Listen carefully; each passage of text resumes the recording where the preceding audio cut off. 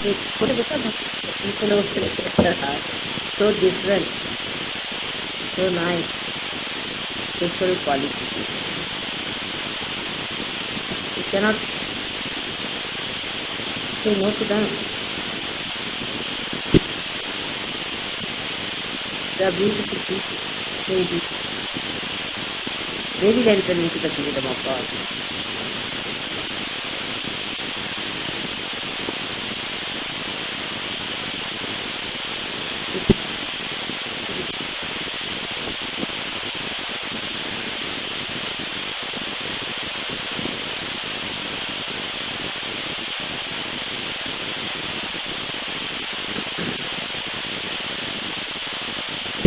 अंग्रेजी में बोलते हैं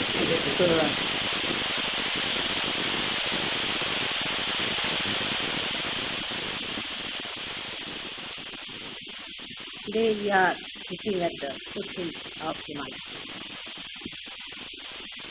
Himalaya is the father of your mother. And since I have come here, the feeling of returning to the father is making me feel extremely proud of you.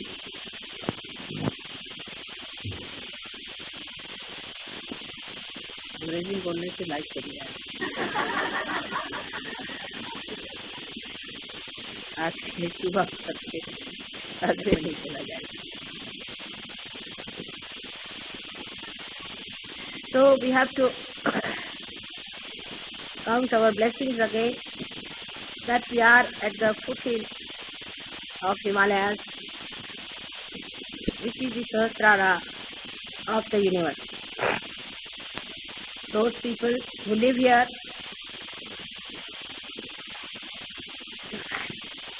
are the most beautiful people that you could think of. They are not rich, they are not educated, they are not sophisticated, they are simple folk.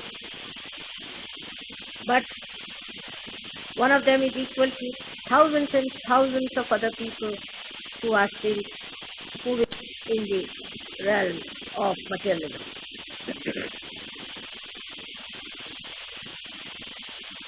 It is such a special day to be here. Today is the 7th day of the goddess when she incarnated on this earth in her 7th incarnation. On this day she incarnated again and again on this land, round this area, 7 times. And she is being expressed through the exuberance of the motherland, that she has created all these temples which have come out of the Mother Earth spontaneous. The 7 of these represent the 7 chakras of the Sahasrara, the Shaktis of the Sahasrara.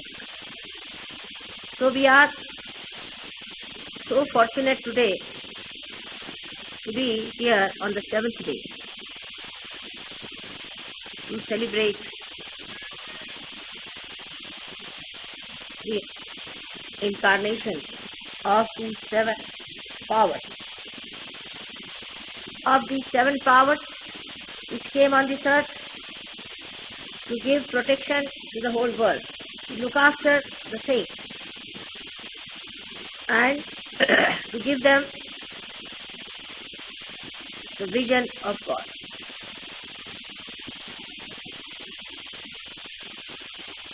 They have killed so many devils and rakshasas and established the blissful innocent life here. God looks after the innocent. He loves only the innocent and not the ones who are cunning, who are troublesome. He goes a little way towards people who are not so good as these are, tries to save them, helps them, but up to a point. Then it gives up. This is what has happened in this area before also. There were many kings who ruled these areas where they were people who worshipped the goddess and lived a righteous, innocent life, and those who tried to insult the mother perished forever and ever. We are so fortunate today that Yogi Mahajan has called us here in this beautiful place. It is so vibrating. It's so much full of the blessings of the great saints who are practicing meditation here. They have worked out the meditation for us. Through their ascent, they have achieved a road for us. Our Sushumna improved because of their work. Because they have worked so hard, our Sushumna has become so accessible, so easily possible for us to ascend. Today you may not see them, but I see them here. All my gratitude to them that they in this atmosphere of purity came, but lived in these remote corners without any shelter, without any support, without any help, for days together. For you, Sahaja Yoga has become so easy. You are all easy chair spiritual people. There is no struggle, there is no problem. Wherever you are, you get your realization. They have made it for you. They have done it for you. But that does not mean that you should take Sahaja Yoga for granted. Today, in this great place, let us think of the new visions I have about Sahaja Yoga. Sahaja Yoga has to become a great Vishwa Yoga, Mahayoga, the bubbling energy of divine in the new tree of Vishwadhara. For that, you people have to sacrifice, have to come up, not to be easy chair Sahaja-yogis, but have to give up many things that are lying within you, which you have not yet harnessed and looked after. It pains me to see the way Sahaja-yogis take Sahaja Yoga for granted. It's not possible. With such mediocre, one can achieve much in life. But by God's grace, after coming here, I saw the village people. I knew I am at the right spot. First will be the last, right? First will be the last, because the first come as if thinking that they have something great, that they have shown some great thing. But they do not know what they achieve. The innocence, the simplicity, the overpowering of your body. If your body tries to overpower you, you are no more a servant. If your mind tries to overpower you, then you are not no more a servant. If your heart tries to overpower you, then also you are not servant. But through all these three instruments, through these three instruments, you should work as if you are the master of these three instruments and not the slave of these. This is a very, very important thing, because Sahaja Yoga has too many blessings. It gives you all kinds of prosperity, all kinds of beautiful blessings, all kinds of protections, miracles happen in your life. But we take Sahaja Yoga for granted. The first and foremost thing, I feel sorry sometimes when I hear that people insult people for nothing at all. Hurt people, talk to others in such a manner that doesn't behove a certain. I have never talked like that to people, in that curt manner. Why should you talk like that to people? The reason is, inside there is still some steadyism sitting down to put down other people. That steadyism will make you satanic, will not make you saintly and godly. It is not a godly quality to behave in that way. For such people only these seven powers were born. slay their ego, to slay their sadistic temperament, and to make them into beautiful people who will surrender to God and will take the milder method of attaining.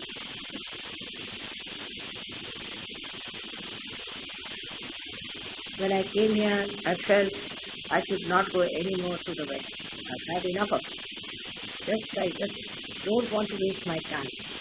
This place, if I live for a year, I'm sure the whole place will give me so many surgeries that even if I struggle for 100 years abroad, I cannot go. But what to do? Mother has to think of all the children, if possible, try to save them as far as possible. That innocence, that simplicity with which they live here, how they are one with the nature, how they move about, some of you just watch and see how they rise and how they make themselves available for the beauty of this nature to be enhanced. Because they are so convenient and concord with the rhythm of whole place is so rhythmically singing the praise of God and the Goddess. I don't know if you are sensitive to it or not, but it is. It is so full of singing and chirping of birds. I see these great mountains who have witnessed the ascent of man. They have witnessed the great penance of these very great saints who lived here.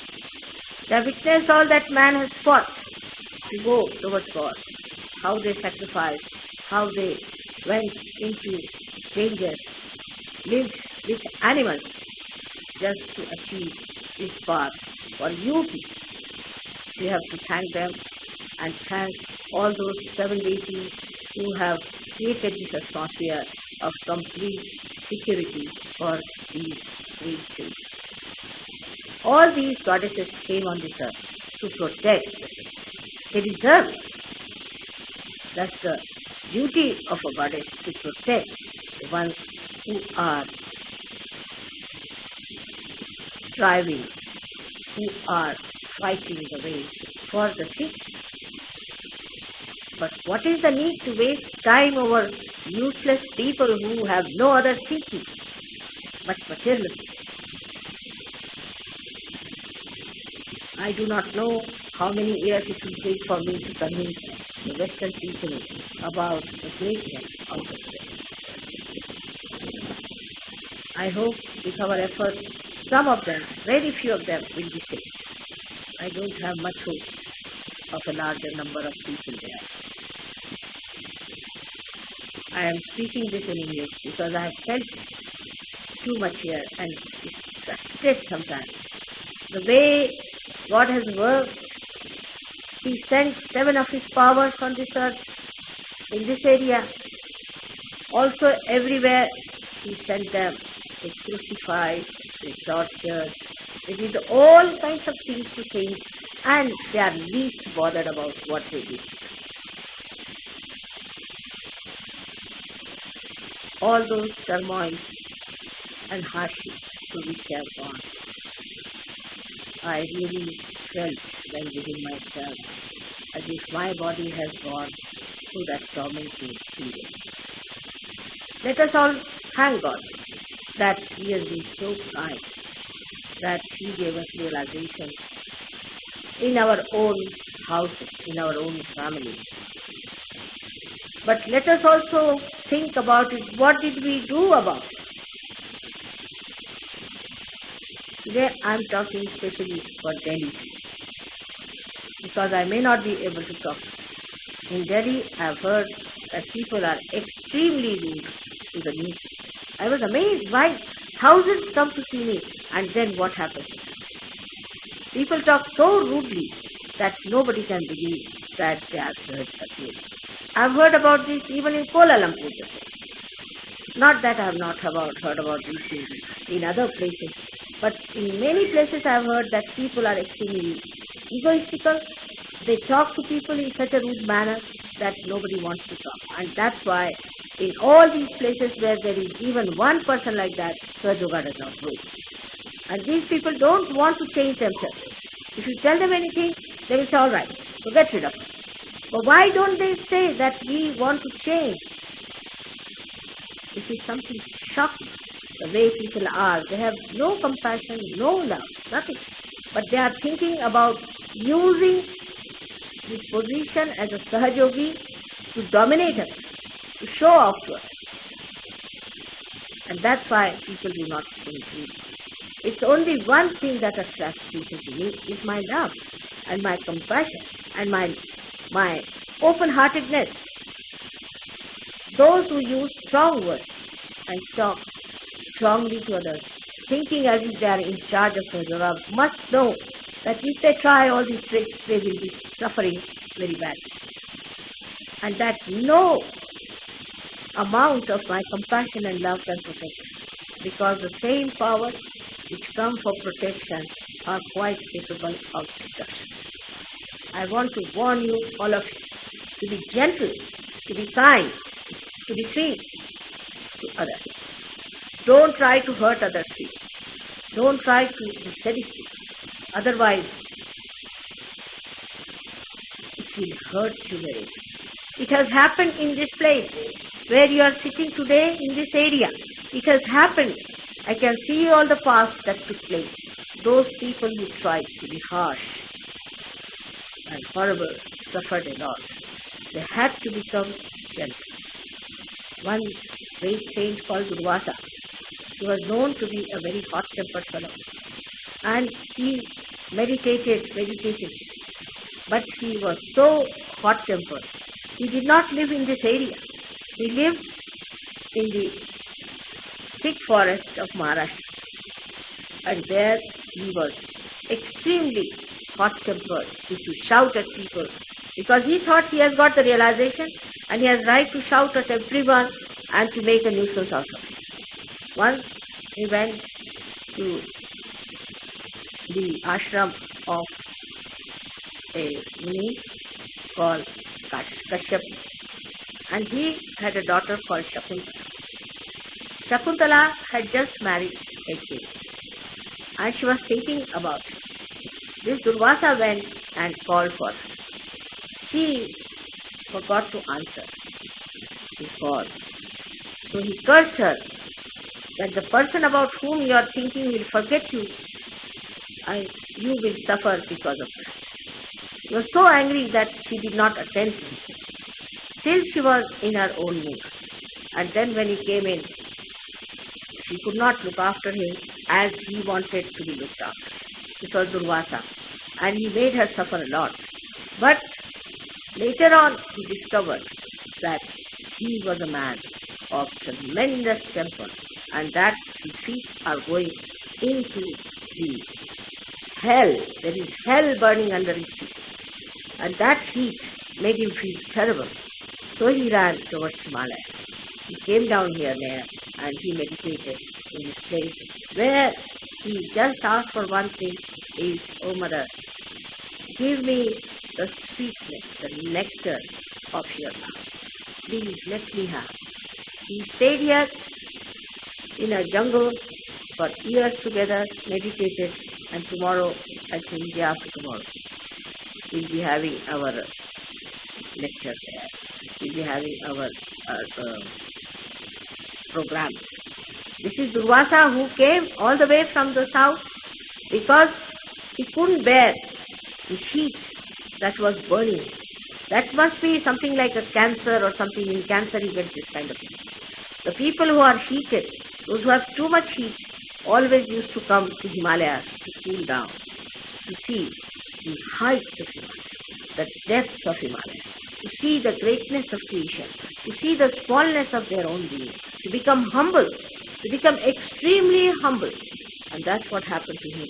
He meditated on the greatness of Himalayas, at the lotus feet of Himalayas, and he prayed to Himalayas, "O Lord, you are the one who has given us the greatest of greatest, the highest of highest. We look upon you. You are the one who is a symbol of the heights we have to reach. And I am a person who used to think I am very great. Till I saw your greatness here, the way you bear the snow upon your head and the way you reach the depths of our heart. And then he meditated here and he got his salvation. Realization is not sufficient. It is not the salvation. Realization is just the beginning. Salvation comes when we master our body, master our mind, master ourselves in such a way that we become beautiful flowers and the fragrance of our beauty flows and everybody enjoys. I am speaking this for all the people who are still thinking that they have got realization, they have certain positions in Sahaja Yoga, so they can misbehave with everyone as they like. Please remember that it is not important what you do for Sahaja Yoga, more important what I feel about. If you have to be something greater, humble down here. Humbling down is very, very important. Nobody has to think that we can achieve something greater heights by dominating. This has been very upsetting since I have been in Delhi. I have seen this in and out, and I was surprised that in Delhi still people are so stupid that those who organize, some of them are so harsh. I would request you to humble down, to come down to proper sense and understand that it is your game if you humble down. Like Durvasa, you don't have to stay here in the jungle with the tigers and the lions who come and roar at you and the snakes that trap you in the night. You have to have the lions and the tigers to see they are within us, and the snakes and the scorpions that come out of you and bite others. Please look after them. See that you become a beautiful person and not that you run after something that is power or material. It disturbs me completely sometimes when I see the disparity between the beauty of the people of these simple villages and the stunning and the domination of the city. Sometimes I feel I should give up all the cities and ask them to jump in the hell if they do not know how to do it. I think the whole thing has come to me because Durvasa's example I see very clearly. How many of you would be willing to do that kind of a penance that Durvasa did? But Durvasa, being a real thief, felt that I have done nothing so far after my renunciation. Only my temper, my showing off, that I am to be a great person here and there, wherever I go, everybody should dance after me. And he got cursed. And he had to come here. The son of Shakuntala was a great child called Bharat. After that great son of Shakuntala, his country is called as Bharat because he was a saint and he ruled the country as a benevolent king. He occupied the whole of this country, even Pakistan and Burma inclusive, and was the ruler of all these countries, a very benevolent, humble, and a very great, highly evolved soul. That's why this country, the whole country, has the name of Bharat.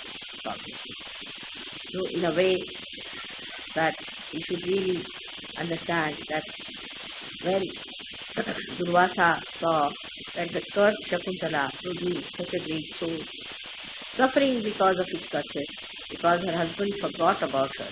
He never recognized her. When she went to her husband, he never recognized her. And she had to live without her husband, and this child was born. And then suddenly he remembered, because the ring he had given was lost in the water, and a fish had gulped it down. And the same fish was caught, and when they found the ring, he remembered all that had passed. Then he sent for her and called her, and then the king Bharat ruled this country. That's how we are called as Bharati. That is the symbol of a personality that is an Indian. We are Indians, and Indians have a great symbol of Bharata before them. And that's how we have to live a life of sainthood. You may be king, you may be street beggar, you may be anything. But for an Indian, it is important to lead a life of complete dedication and complete renunciation. He has to lead an austere, controlling his attention. He has to control his attention and tell the attention not to go to wrong place. These heights which these people have achieved through their innocence, you will have to achieve through your understanding. That's the first step you have to cross after realization. They'll get realization and will jump into the kingdom of God. I won't have any problem with them. Let me come and stay here for a month and you will see this area will be all charm. So what about us, the rest of us who seem to end up? That's why I spoke in English language today, for you people to understand that this English language itself has given this terrible teaching, like a pump which goes into your head and you start thinking in the face. How many are going to meditate from this? How many are going to get up in the morning and give up their rooms and come out and meditate? Go into the wild, just thinking that you belong to this place. We have to have a very vigorous discipline, self-discipline of ours. Otherwise, it's useless to waste energy on people who have no value, no respect for their life, for themselves. I have to tell you that you have come here, it's very good. Now see the ashram life. Now don't try to find fault. If this ashram didn't have this, ashram didn't have that, we had no place to sleep, we had no place for a bathroom. Please don't do all those things. You have not come here to enjoy a 5-star hotel. For that you have not come all the way here. Please, for heaven's sake, don't have that. On the contrary, I'll be happy if you can sleep outside in the cold and go through. I can do it. I can sleep in any conditions, anything. Try to make your body your slave and don't make your body stand on your head. I have to make a very humble request because there are some people who are quite fusspots. I was told even from Delhi, and I expect no fussing here, no fussing here. Try to understand. It's a great chance for you to ascend or to descend, one of them. So please try to ascend above your body. Try to move your body in such a way that it becomes your slave and then you will enjoy having this body. Otherwise it's a headache to have a body like this.